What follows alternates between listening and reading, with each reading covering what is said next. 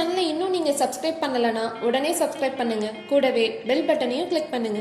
இன்னைக்கு நம்ம பார்க்க போற டாபிக் என்ன அப்படின்னா, தானத்தில் சிறந்தது அன்னதானம். மனிதனிடம் கட்டாயம் இருக்க வேண்டிய தானம் நிதானம். பதறாத காரியம் சிதறாது என்பார்கள். அதேபோல் நிதானத்தோடு இருந்தால் மட்டுமே நிம்மதி கிடைக்கும். தானத்தில் நிதானம் முக்கியம்தான்.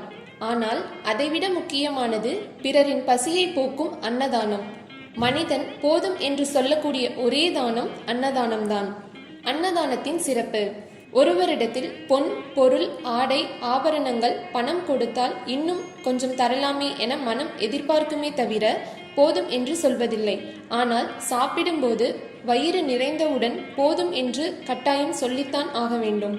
ஒருவருக்கு வயிறார உணவை அளித்தால் மனம் நிம்மதி பெறும். இதை பெரும்பாலானோர் அனுபவத்தில் உணர்ந்திருப்பார்கள். போதும் என்ற சொல்லே அன்னதானம் செய்பவர்களுக்கு போதுமான செல்வத்தை கொடுக்குமாம். எனவேதான் எல்லா தானங்களிலும் அன்னதானமே சிறந்தது என்று சொல்லி வைத்திருக்கிறார்கள். அன்னதானம் செய்யும் போது பிறர் போதும் என்று சொல்லும் அளவிற்கு செய்ய வேண்டும்.